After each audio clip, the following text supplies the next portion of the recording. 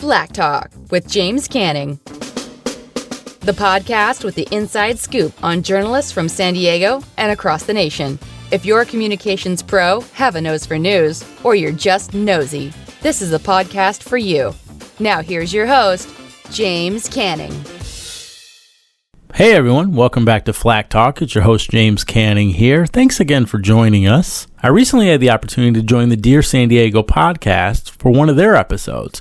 If you haven't heard it, it's hosted by Tony Manolatos and Juan Hernandez. They're a couple communications experts, and they asked me to come on the show. We chatted a little bit about my career here in San Diego, as well as the time I spent in Detroit. But then they got me on this tangent about all kinds of things in my life, whether it was cooking, art, workout schedules. Take a listen. Maybe you'll find out something new about me. Olas Media. The views and opinions expressed in this program are those of the speakers and do not necessarily reflect the views or positions of any entities they represent, including Olas Media. I'm glad that he seems like he's doing really well. Not surprising. The preparation that he had when he was 28 years old dealing with this situation in Detroit prepared him for this one so that he could actually deal with it in a non-emotional way, in a calm way. So, and the loyalty also impacted me. Olas Media presents Dear San Diego. To me, Dear San Diego is a look under the hood of San Diego's high performers, a platform for newsmakers to come in and talk about who they are away from the space, in the corporate space, the people that are making news. We get to look at their daily to activities. lean into their personalities. Who are they? How do they make things work? What's the secret sauce? Dear San Diego. Hey, buddy. How are you? Pretty good. How are you, Tone? Good. Good to see you again. Good to see you again. So before we talk about our guest today, I just wanted to briefly just mention the experience I went through with Elizabeth and one of our boys, Alex, because I'm not probably overstating this when I say it's probably a once-in-a-lifetime experience. Oh, yeah. The little champion. Tell me about it. So 442 Little League teams in Southern California. His team finished second in the state tournament. Second place. And so they went into the final, like that was like they actually played the final? Yeah. So they won districts, they won sectionals, and then they went to states and made it all the way, finished second place team. Wow. Just a phenomenal run. It was 58 days of baseball, and I think they only had 3 days off. It was the all-star team for the 10-year-olds, San Carlos 10s. A local team. Yeah, KUSI covered it, CBS covered it. It was It's a big deal. It was awesome. Big deal. Yeah, so. That's great. How did he feel about it afterwards? He was upset, sad, cried a lot that he lost. And they lost that game on a controversial call. Kids, bases loaded, tie game, 3-3. Wow. Yeah, kids slid into home plate. Yeah. And if he would have been called safe, we win that game. And we would have had to play. Way. Yeah, dude. Now, we had one loss, and the team we were playing was undefeated. So we would have had to, if we had won that game, then we had to turn around and play them one more time the next day. Because they had a better record? They were undefeated, right? They were in the winner's bracket. We had one loss. It was our only loss through this whole run. So we had the luxury, the parents and the coaches, of going home and freezing the video and blowing it up. And you could see... he wasn't safe? He was out? safe. Oh, he was. Yeah, you could see his foot got to the plate before the tag from the catcher got down there. Yeah. So but when you're an ump, and I am a volunteer ump, making that call when the action's moving so quickly, it's oh my God, your eyes can't process that. Yeah. So that call is like a coin flip. It could go either way. It didn't go our way, so we went into extra innings, and then we just lost steam in extra innings. We ended up losing that game, so we didn't get to play the next day. But what a run! I mean, second place out of 442 teams. So proud of them. And yeah, so he cried a lot. He was sad, but then he for the first hour we were home, he transitioned his bag from Little League to travel ball. He put all because travel ball you get to use different bats and things. So he was ready for the next one. We're shutting him down for 2 weeks. Travel ball's already started, believe it or not. But we're shutting him down, resting him for a couple weeks, and then But I don't. I mean, look, this Little League All-Star thing, quite an honor, quite an experience. But to make it that far, I don't want to hurt his feelings because I imagine he'll listen to this. But that type of run, I don't know that that'll happen to him and that team again. Or it will, and it'll just happen in the MLB. All right, this is Dear San Diego. Let's get started. Yeah, so today, Juan, we're going to be talking to James Canning. You and I know James. For our listeners who don't know James is a communications director over at San Diego County. He was Nathan Fletcher's communications director for several years. And Nathan, as we all know, resigned in disgrace a few months ago. He announced, so we're recording this in early August. Nathan announced, shocked sort of the whole San Diego community when he announced in March that he was, first he came out and said, I'm an addict and I'm checking myself into rehab and I'm suspending my state Senate race, where he was a shoo-in for state Senate. And then a few days later, he announced, well, I'm actually going to resign, and here's why. There's this allegations that came out. Yeah, I remember the controversy at the time, when it was happening at the time, and it was, they were saying that his call of being an addict, that he was just trying to sort of hide from something coming, right? Something big coming, and then it did come, right? Yeah, people said, wait till the shoe drops. And I said, what really? I don't know. Maybe, So my attention immediately, well, I thought about Nathan and the situation and everything, but my attention immediately shifted to James Canning, who's Nathan's communications director. Because I know James, he's a friend of mine. And I had just been to James's house, his condo, and Bankers Hill, right? Bankers Hill, yeah. Cool bachelor pad he has over there. We'll talk to him about. But he cooked me dinner, and because we're Detroit, expats. Yeah. So he cooked me dinner, and we had a great talk, and everything. So my attention immediately went to him, like, what is going on with my man James? So we're going to talk to him about that. We're going to talk to him about, he has a podcast. We're going to talk to him about his love of cooking and the Detroit Lions, who I think are going to have a great season. Maybe they will. No, I'm looking forward to this one. I think it's good. I think it's always very interesting, right? You can call it crisis management, right? Exactly. Crisis management. How do you react? What is the strategy? But then also, how do you prepare yourself personally to go out and deal with that kind of stuff? I should probably mention, for all those who are tuning in to Dear San Diego for the first time, this is a public affairs podcast with personality. And we interview newsmakers. Not always, but for the most part, we interview newsmakers. And we're not journalists. I am a retired journalist, but former journalist. But we're not here to just drill them and Q&A them to death. We will talk about the news, but mostly what we talk about is what makes these people tick, what motivates them, what are they like away from the office, and just who are they? Who are these folks? So anyways, without further ado, let's bring in James Canning. James, how are you? Hey, how you doing? Dear San Diego, I'm proud to be here. Thank you very much. That's awesome. Nice to see you, bud. Nice to be seen, although these folks can't see me, but you can hear me. I'm 5'9". I have brown hair. I like long walks on the beach. If you'd like to know more about me, he's handsome. Ask these guys. I can attest to that. You have your own podcast, right? I do. It's called Flack Talk. So it's like I flip the camera, or I don't do camera either. I flip the microphone on the journalists. So I'm asking them a bunch of questions about their lives, their careers. It's been a really fun little journey. It stretches myself a little bit in the And PR where can our listeners find Flack Talk? Anywhere you get your podcasts. Anywhere Apple, you get your podcast. Spotify, flacktalk.com, Flack my Talk. YouTube channel. I like it. I've listened to some episodes. It's kind of cool. So James is a communications specialist. He's a spokesperson over at San Diego County. So he deals a lot with newspaper reporters, TV reporters. And so he turns the mic around and says, okay, now I'm going to ask you the questions. That's a cool concept. Which is concept. funny, right? We just did it with Art Castañares from La Prensa. And it was the first time he said it. I had never had to open up. And we got into like his motivations, why he wanted to do it. catch it at Dear San Diego in the next few weeks? Yeah, I think it's fun. Like when I got here and was looking for jobs and opportunities, I got to meet with a bunch of journalists and to speak with them. You kind of realize like they're normal fucking people, and I think you see them on TV. You read their byline. Like there's a lot of people that are nervous to be engaged with them.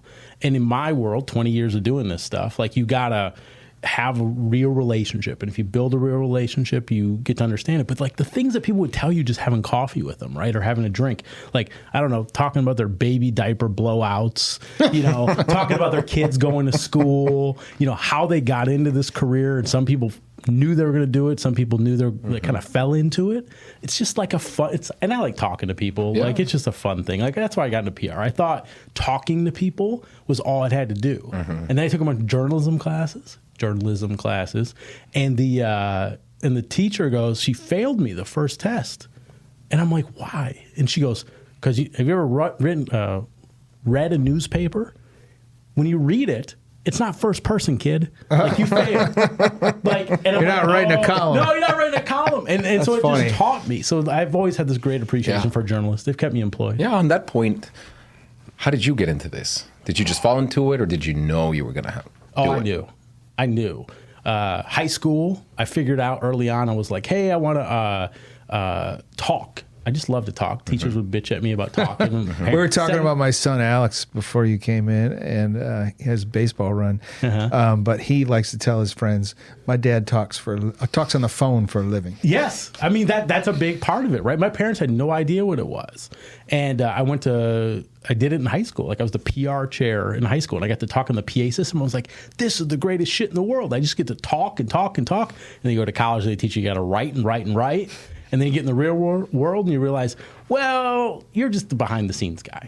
And then you got to decide, are you okay with that? And I loved it. Because then you get to lift other people up. You get to kind of celebrate who they are or the organization. But as a PR guy, sometimes you do have to be out front. You're not a lobbyist where you're always behind the scenes. As a spokesman, as a communications director, yes, we do like to fly under the radar and work behind the scenes. But sometimes we have to go out there in front of the curtain. Yeah, I think, I'm originally from Detroit. And so my original jobs there, I was out more in front. And I've been here about 5 years now, so I've been a little bit more behind the scenes. And I like it both, right? I think it's really good to lift up the people that you work with or for. It's fun. And then, you go and take the bullets, you take the flak. You are the flak when the time comes. The flak jacket. I probably didn't say that correctly. Sorry. Flack Talk. Yeah, Flack Talk. I know. Yeah. No, but it comes from the idea of flak jacket. Like I looked it up. Like you got it. Like you take the shrapnel, you take the heat. That's right. The bullets. Yeah. So I met James because two people that I respect a lot reached out to me and said, "You got to meet this guy." First person was a friend of mine at the Detroit News, and where I used to work before I came to San Diego, Joel Kurth. Yeah. Joel now has just been named executive editor of Bridge Magazine in Michigan. Yeah. So Joel reaches out to me over email and says, "Hey man, this guy James Canning who worked for Kwame, Mayor Kilpatrick, he's moving to San Diego, and could you kind of show him the ropes?" Yeah, okay. But then Tony reluctantly, all right, I guess. But then, almost within a day, I think, then I got an email from Gene Walcher, one of the great PR pros here in San Diego County. Gene's great individual. Yeah. Like her a lot. She reaches out to me and says, "Hey, James Canning, he reached out to me, and I think he would." I don't know why she thought this, but she said, "I think he would learn a lot if you took him out for coffee and showed him around town a little bit." And so I'm like, okay, well, Joel's asked me to do it, and now Gene. So it piqued my curiosity, and so I invited him over to the office, and we had lunch, and we hit it off right away because he's a Detroit Lions fan. Not too many Detroit Lions fans in San Diego. I think you two are the only ones I know. Well, who's your team, by the way? Padres. Padres. Yeah. You're like, I don't got a football team because the Chargers left. Yeah, right. Exactly. I never really liked American football between you and me, but baseball, Padres. Padres, they're gonna. I mean, they're trying to. They're gonna have a tough road, but they're trying. They're trying to get in there. So, what about you, James? Like, when you met Tony, like, how was that? It was good. He took me to a big Italian meal and was like, "Hey, this is my favorite place." Manolatos. No, I'm half Greek, by the way. Half Italian, half. There's not a lot of good Greek restaurants though in San Diego. Yeah. There's a lot of good Italian though. No, it was great. I mean, Gene, Rachel Lang was another person who told me about you. I mean, there was just a lot of folks that when I got here were very helpful in making the connections. And that Detroit connection, Tony told me, give me a little advice. I won't share it here exactly, but early on he told me, you got a little of that Detroit chip on your shoulder, you got a little of that work ethic. He said a couple things about the San Diego lifestyle, and he said, you're going to be okay if you just do that stuff. Well, what I told him, Juan, and you've okay. I know if he wants to share, he can, but I was trying to keep it a personal moment. No, well, so Juan and I work the same way, and James, you work the same way we do, and we work hard, right? Love that about him, love that about you. And it took me a while in San Diego, because San Diego's got this laid-back, flip-flop, fish taco vibe. People don't work on Fridays, and it really drove me crazy the first few years I was here. And a mentor of mine took me out to lunch and said, just turn that around. Like, it doesn't take a lot of effort in San Diego to get ahead, because most people are just sort of happy making $100,000 a year, working 3-4 days a week. And so if you work hard here and you do good work, you out hustle people, you're going to do well in San Diego. I thought that was really good advice. Yeah. And that's the advice that I gave you. No, it was. And the reality was, like, when I got here, I probably met with, I don't know, I reached out to about 50, 20 people got back to me. Tony was one of those 20. I keep a list, folks. So if I've met you in between, I realize like who didn't reach back out to me, and Black I've been book, here now 5 going years. in the black book. Dead to you. But but people have been great here, and it reminds me a lot of Michigan in a lot of ways, of the way people act, the way people engage. And I've been very fortunate to kind of land in good spots and get to know some really good people. Yeah, and I mean, I've embraced the flip-flop fish taco I'll culture. tell you something. Being from Michigan, like if it gets 50 degrees, man, you're usually wearing shorts and some kind of sweatshirt and flip flops, and you're just wanting to be warm. Yeah. So it's like, Yeah. well, now my blood is so much thinner now. Like I get cold at like 60 degrees. I'm like, what's going on? Yeah, I think we just condition ourselves to that, right? Because I used to think that I like cold. I grew up in Tijuana, San Diego. And I used to think I should live somewhere where it's cold. I went to college in Boston. No, I don't. I don't like the cold. Not that cold, at least. Yeah, right. That's bitter cold, especially in the winter. So, look, we might as well talk about it. The elephant in the room. Your former boss, Nathan Fletcher, he shocked all of us back in March of this year when he announced that he was checking himself into rehab and suspending his Senate campaign. He was a shoo-in for state Senate. Really successful politician, had done a lot of wonderful things. Some of those things you were involved in. I want to talk to you about that.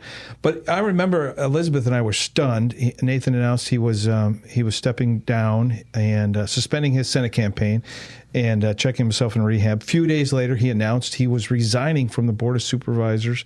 And I mean, collectively, I think the whole town was just stunned. And so, Juan, I mean, right? I mean, my phone was blowing up. People were like, oh, my God. Never saw this coming. And so, James, what was that like for you and your colleagues? Mm-hmm. Well, no one called me when it happened, so I don't know. Nobody blew my phone up. I'm totally joking. Look, I think, I was fond of the leader that we had. I am fond of the leader that we had. I've talked to a lot of electeds, current and past, who are disappointed. I think we all are, right? Because you could see the leadership ability. You saw the get it done attitude. It wasn't just an attitude. It was a delivery. Mm-hmm. And it was great to be a part of. It was a great opportunity to be a part of. But at the end of the day, no matter, look, it's not the first elected official I've worked for. I tend to, I've worked for 3 in my life so far. I got to really believe in him. He's somebody I really believe in. But at the same time, they're like us. They're all like us. We put them on this pedestal, and they, and justifiably so. Like there's an accountability that they have to have. But they're human. They make mistakes. Completely. Anything that happens in your household usually doesn't end up out there in public. The news. Yeah. And so I think that, there's a human element to this work that, you don't see. You see the press conferences, you see the stuff in the newspaper, you see all the bluster and you see all that kind of stuff. But at the end of the day, in these situations, people usually make the best decision for their families and potentially whatever legally if they're in that kind of situation. I mean, this is nothing compared to some of the stuff I dealt with in Detroit. Much bigger, national news. But at the end of the day, this community lost a person that had a great future politically, leadership-wise. And we got to see how that stuff plays out. I mean, there's a lot of feelings on that stuff. But I mean, we got a great staff, and people are peeling off and have peeled off and are finding new opportunities. And there's a lot of organizations and other electeds who are gaining some great people because of it. Oh, you were obviously surprised, like we all were. What was it like for you going to work and getting through there was some tense days there, and I saw people attacking you on Twitter. I mean, it was some tough times. Look, you in these jobs, you sign up to be that Flack, right? Some people want to take aim at you. They want to say things about you. They want to do whatever. But at the end of the day, people shouldn't do these jobs if they don't believe in the people that you're working for.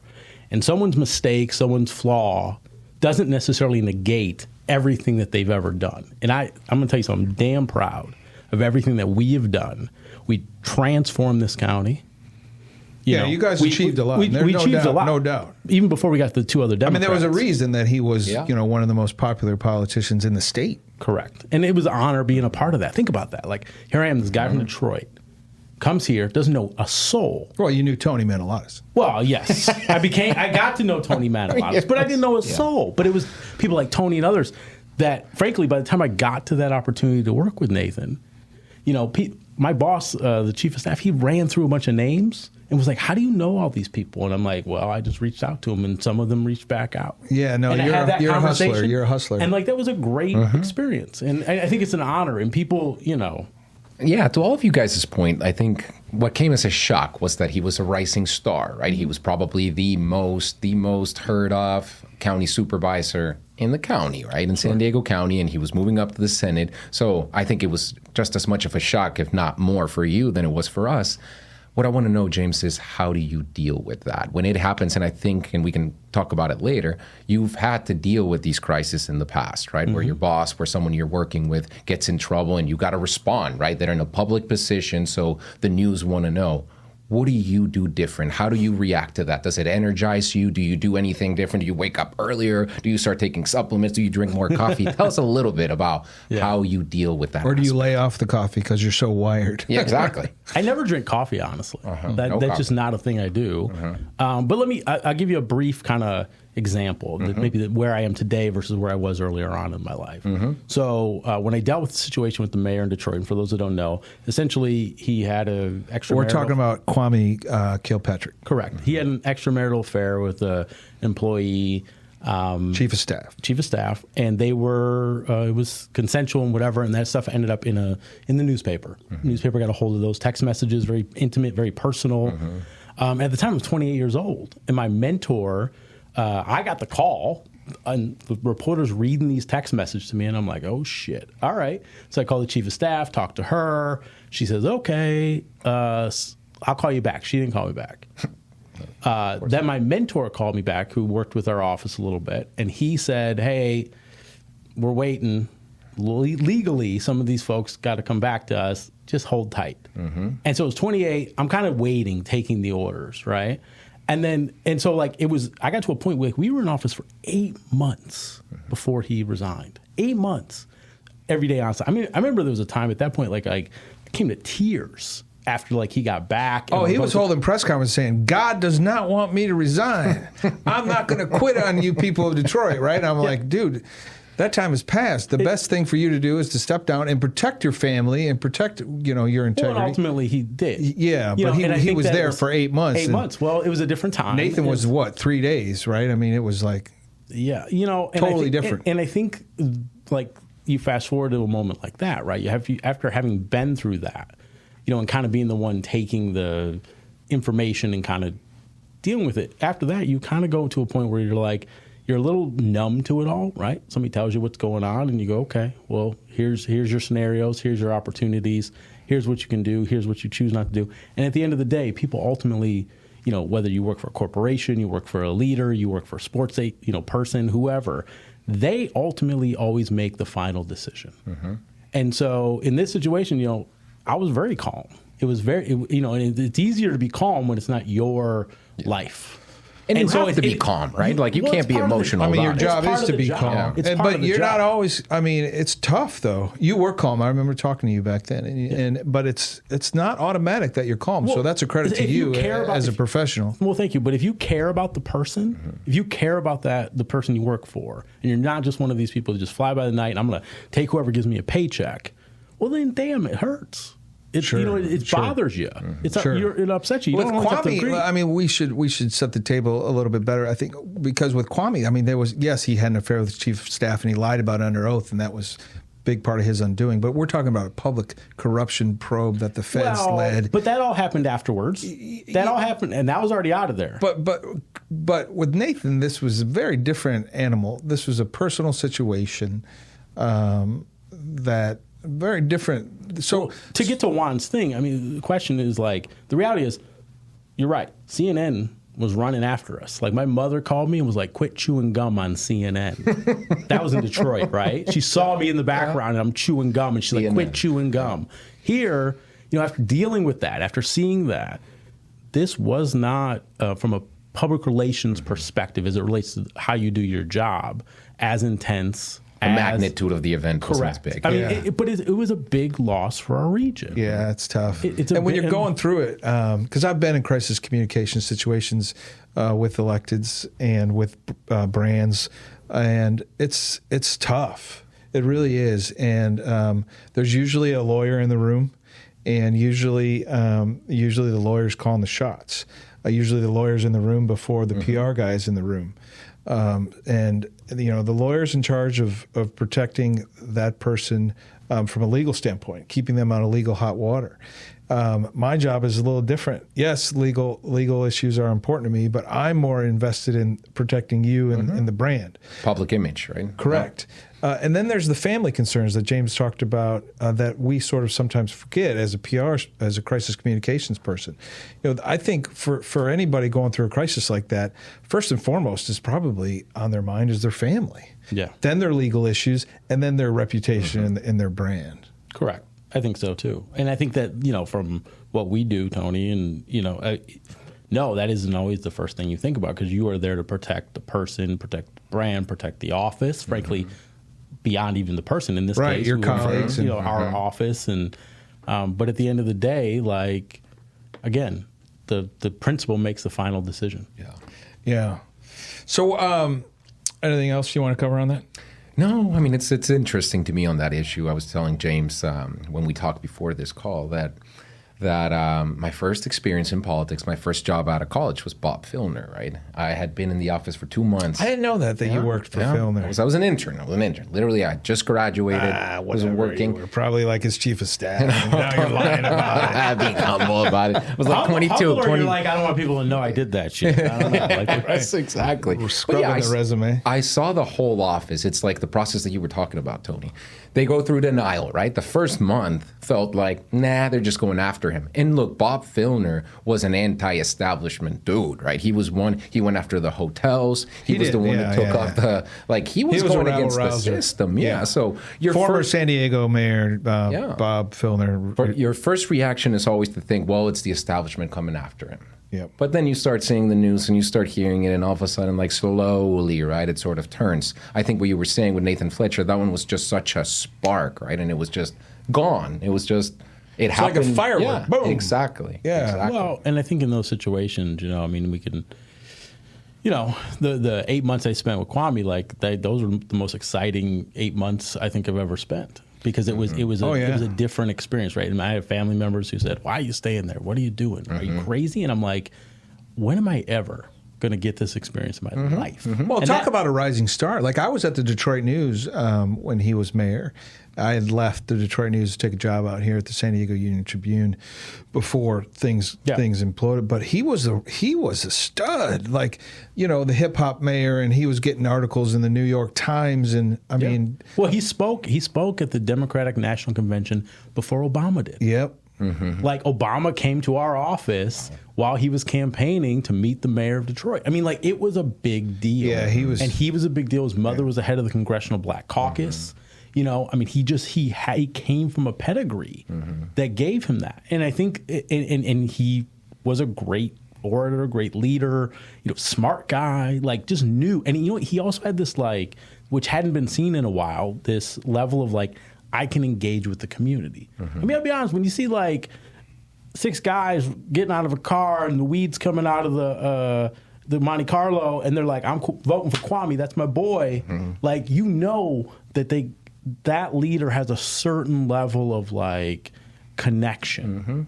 And that's just as important as the level of like smarts that they have or the policy they put forward, because they can bring people along. For sure. You know, for sure. Charisma, he had it in spades. Yeah, charisma, smarts, all of it. And I think, you know, look, you know, this region in San Diego, like we had a similar in the sense of charisma, smarts, leadership, follow me kind of leader. And look, it's a disappointing situation as it relates to the fact that we're not going to get to see that, you know, come to fruition. Yeah. But I think we've all learned a lot. I think as a region, I think we can say that we pushed the envelope during COVID. You know, we did things that there was a lot of people. I was in a lot of rooms where people were afraid. Other electeds were afraid to do certain things, and he pushed them. Oh, he was a star on COVID. He was a star on veteran homelessness. I mean, there's a lot of issues, and I think that we as a region are better for it. Yep. You know, but I think you know, we'll see what happens. So, fast forward to now, you're still at the county. I am. And you're still in communications at the county? I am. So, you know, once all that happened, the county has been really great, right? They said, look, the people of the District 4 office, which is essentially kind of San Diego, La Mesa, Lemon Grove, you know, like they still need representation. Now, we can't put forward any policy or anything like that, but we're there to serve. And so we're still communicating about things. We've built a network, if you will, over the last 5 years of good community folks. And so we're still putting out newsletters. We're still doing social. We're doing a lot of constituent relations stuff. They call. We're providing information. So, I mean, we have a good sense of the community and what they need. And so that's what we've been doing. Good. That's great. Yeah. That's great. Well, what do you think is next for you in terms of your profession? Great question. You know, I think service has always been a really important part of this for me. I want to keep serving. I plan to be in San Diego for a very, very long time. I enjoy this place. And so wherever I go, whatever I do next, will be kind of service oriented. That gets me excited, right? How do we make the change? How do we make this community better, right? That really matters to me. So whether that's, you know, another elected, although I don't just jump around as I've talked about, you know, if it's an organization, I mean, there's a lot of great people doing great things. I mean, I've heard, you know, the mayor here talk about, you know, we want to build this big city energy.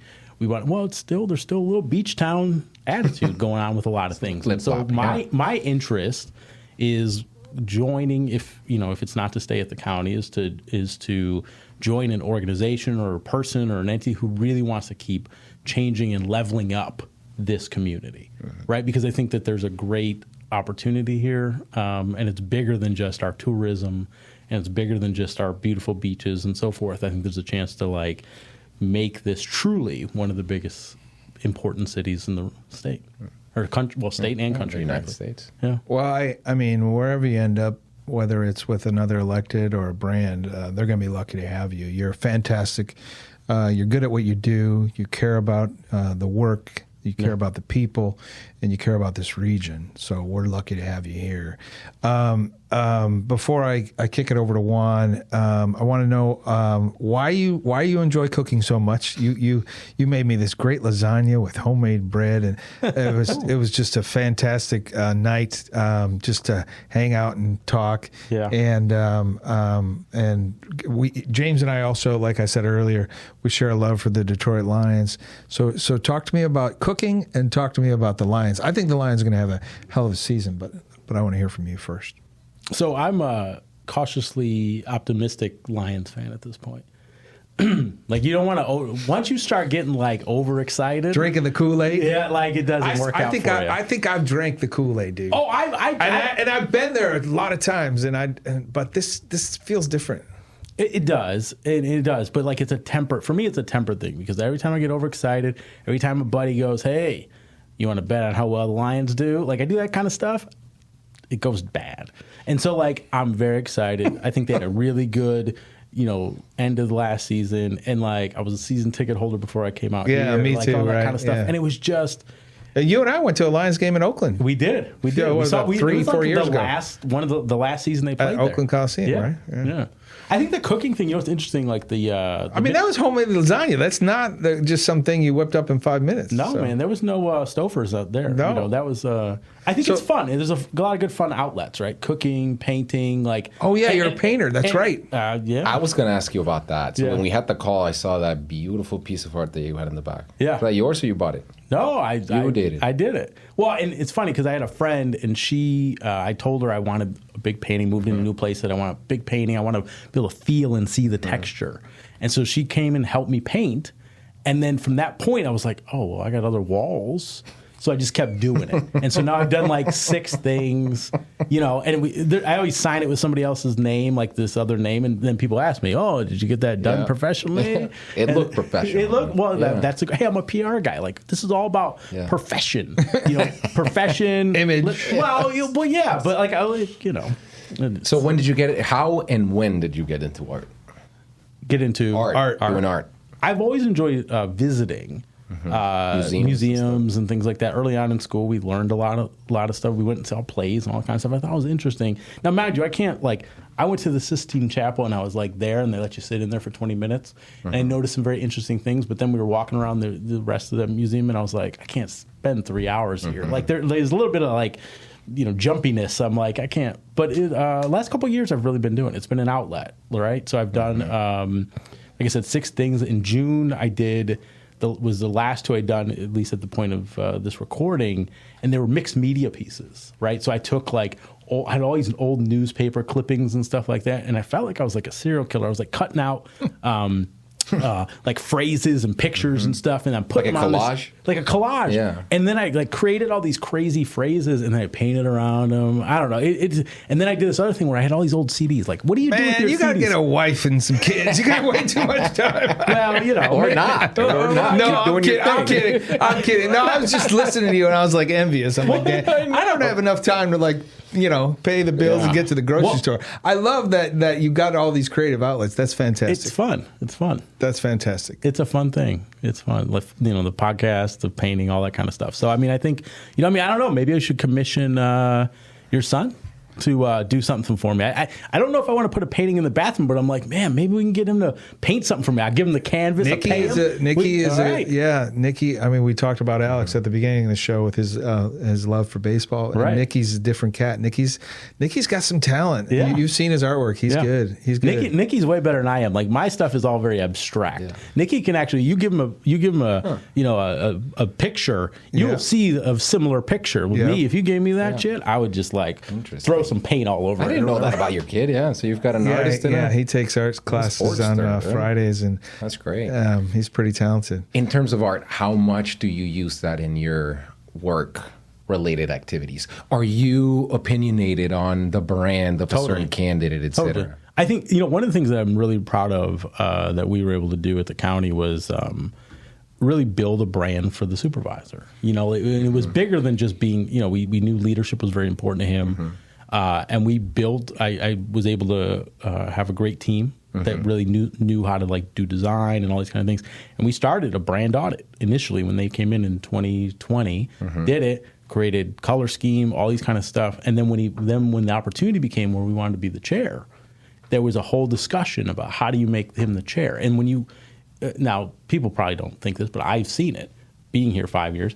We went from being like, everybody now is doing the statement graphic the way we were doing them. Everyone's doing the thing where you put the audio behind the picture. Like, we did a lot of things that you see a lot of these elected offices do right now. Yeah. And I'm thinking, my head is like, whatever the next opportunity I get, it's like, how do we do it better, bigger than Yeah, them. I'd watch you guys roll something out, and then like 3 months later, I'd watch the other supervisors do something similar. Supervisors, city council members. I mean, I'm saying, and Yes, look, You're pushing the envelope on We're that trying side. to, and I Yeah. think that in these spaces, right, is where the creativity comes in. I think Yeah. that's where like we can't just say, oh, the press conference matters. This is what it is. Like, how do you do it better? Well, bigger, and break through the noise too. Yeah, I mean, because correct. people have such limited bandwidth for local politics. So unless a bomb's dropping. Yeah, well, so I had a how do great you team. break through Like, that they're noise? Great. Like, they really know how to design. Like, my guy, Edgar Ontiveros, like, he was fantastic at doing the work, Yeah. Catherine So, DeGeller, awesome with the social stuff. I mean, like, they know all that stuff. And it's like, all right, I know how to push the envelope. And then it's like, together, we're doing it. And given your work, I've got a creative most- agency. Juan's one of the most, if not the most, he's one of the most creative guys I know. I mean, you are just so creative. And I try to push the envelope, right? And it's funny because what I tell my people, like they're all artists, right? Graphic designers, animators, illustrators. We've got 3D people in there. And what I tell them is we're doing functional art, right? It's got to have a function as opposed to like something abstract. point. That's still art, right? But when you do functional art, you're pushing the envelope. You're trying to create an emotion, control that emotion, but you should still feel and get creative with it, right? Because that's how you move people. You look at Obama. We're working on designing the image of RFK Jr. running for president. Yeah. And it's been we work in cannabis, we work in politics, we work in e-commerce, but it's the political space that offers the most challenges, I think, right? How much can you push the envelope and how can you be outside of the box in terms of the creative stuff? How can you break through? Yes. And I think that was like, we had a project where we did this thing. It was like this message, mean messages, we called it. And it was like, Oh, yeah, mean tweets. Well, we took it from like mean tweets from the Jimmy Kimmel or one of those guys do. And so we took it and we made mean messages, and we knew we had a plan. Like, we knew this thing always got like a shelf life of like 5 episodes, 5-6 episodes. But the goal was, how do you raise viewership? We raised viewership on the YouTube platform by doing it. And we did weird things, like weird for politics, I should say, right? Like, we had the supervisor cuss and then we bleeped him. Like, we did things like he was reading. It was just a different, and he was open to it. And I think that more electeds, you're seeing it more and more now, but like showing their personality is really important. You see the mayor with his dog. You see other people with, doing things with their children. Like, and I know that's always been like a thing. Oh, the picture with the kids and all this kind of stuff. But like, it's got to be more genuine. I Break think people the formula, people right? are smarter now. Yeah. They're not just taking those things, and so you got to show them a real, genuine you. Speaking of your creativity, I saw some of that come through in your vacation photos recently. Honest to God, you were in northern Michigan for vacation. Yeah. And I saw these beautiful pictures of like, a rusted out old tractor and beautiful, cornfields. Yeah. And that's your creativity coming through. It is. So real quickly, before we wrap things up here, I would be remiss if I didn't give you an opportunity to say why, because I feel the same way you do, but tell our listeners why Detroit and why Michigan is such a great place. I think one of the things that will always be deep within inside of me is this idea that like this Midwestern values that you learn. Like, I got the opportunity to meet all kinds of people, right? Like, it's not one socioeconomic status, it's not one race, it's not one, it was all types of people. One of the things that I love to say is my father, he always wanted to live in the suburbs. Suburbs were very homogenous, white kind of places. And we lived in a city that was very diverse. We grew up and went to school with kids that were diverse. And living in that environment, I think my sister and I are better off than we would have ever been living in a suburb. And I think that there's a love and an appreciation for that because you got the opportunity to engage. And then when you live in that kind of that urban setting, and then you go up north, a couple hours, and then you see this beauty that is just the lakes and the rivers and the trees and all that kind of stuff. You gain an appreciation for that. And I think that what I really love about San Diego is I do think there is a connection, I find, to Michigan in that way. Not just people I meet like Tony, but the attitude people have. Some people said like, oh, it might be the military stuff here. But like, I think that what makes Michigan and the Midwest great is it's really a microcosm of everything you see across our country. And, I got to experience that, and I think it made me a better person. That's well said. Good. Yeah. Yeah. Let's move to the rapid questions. Oh, all right. Rapid do questions. it. Oh, yeah, You I like call it that. rapid questions? Yeah, See, rapid questions. I call it breaking news, and I go, breaking Yeah, don't do news. that. That's really dorky. I know, but I think dorky works sometimes. I'm kidding. I'm a dork. I got to come up with my own version of that. Yeah. Let's do it. So, what time do you wake up? Like 6 o'clock. 6 a.m. 6 a.m. Yeah. What time do you go to sleep? Oh, jeez. Probably like 11:30. Okay. In p.m. Yeah. Yeah, we've heard worse. Red or green chilaquiles? Red. Red. Coffee or tea? Tea. Tea. What kind of tea? So hibiscus has been the thing I've been into, and I didn't even drink. No tea. caffeine. No caffeine. I tried. I'm already hyped up. I don't need any caffeine. I was going to say, did you have a coffee beforehand? No, just water. Just interesting, water interesting. today. Breakfast or fast? If I work out in the morning, I will do breakfast afterwards. Got it. Gym or no gym? I go to the gym, but I go to the one in my building, and I recently started Pilates, which is a brand new thing for me. Really Great, I've done it. He's got this cool bachelor pad at Bakersfield. Yeah, that's really nice. I didn't know this was a singles podcast here. Long walks on the beach, bachelor pad. Tell me I can get wife and kids. I mean, let's keep that off air, Tony. Come on now. I'm helping your mom out. Remote or office? I love the office. Yeah. I always tell people I love my computer terminal. It sounds like an old thing, but yeah, I love being in the office, engaging with the folks. people, collaborating. Yeah, totally. Got it. Morning person or night owl? I love the morning, but I'll stay up late. So I think I love getting up and getting the day started. Ambidextrous. Got it. Supplements? Any supplements you take? What do I take? I take vitamins. I do a little protein. I do plant-based protein. I don't know. Somebody was telling me I got to do pre-workout. I've not done pre-workout before, but somebody was like, you should start doing pre-workout. Well, it's going to amp you more than a coffee. Caffeine. Oh, yeah. Yeah. I might just try it for a little bit. We'll see how it goes. You should. It amps up your workouts, but yeah. But I don't respond for what else it does afterwards. Meditation, no meditation? No, I don't meditate. I do find moments, though, where I will just relax. I just kind of if I can put my feet up and just kind of sit, no phones, no anything, it's very peaceful. Check in with yourself. Beautiful. And last one, liquor of choice. Oh, gin all the way. Gin, huh? Gin, Tanqueray is my favorite. And people have said oh, that's that cheap shit, and I'm like, I know, but Tanqueray's not bad. Well, it's not bad, but it's not. It's not. Yeah. It's not. What horrible. is I'm not a gin. Is it like Hendrix? Is that the top? Well, Hendrix is top. There's some other ones. Somebody introduced me to Empress recently, which is a pretty good one. Yeah, I'm not a big Monkey gin Paw. It's Me another neither. one. I have to mix it. If I mix it, I can like it. I like a last word or something. Gin and tonic is fine if I'm at a place where it's mixology and yeah, stuff. I'll do whatever they want, but a Tanqueray and tonic is my thing. And I love the piney taste of it. And I think it's not pine really, it's like juniper, but I love it. It tastes like a pine tree. I think it's amazing. Maybe it's that Michigan thing, pine trees, Right. Pine trees and alcohol. Here we Put us go. on a Put lake a tap in it, turn it on. You don't hear gin. You don't hear gin a lot. Yeah. Nothing like a Michigan summer vacation on a lake, though. No, nothing like it. Glad you got to do that. So I want to thank you, James, for coming in, and of course my co-host Juan Hernandez. Always good to see you, buddy. And thank you, listeners, for tuning in and listening to James. I could listen to him more. So I hope you enjoyed it as much as I did. And until next time, this is Tony Manolatos signing off at Dear San Diego. Thanks for listening. So what you think? I mean, I think a lot of James. When I said that wherever he lands, they're going to be lucky to have him. That wasn't just a talking point. I really mean that. I mean, he's fantastic.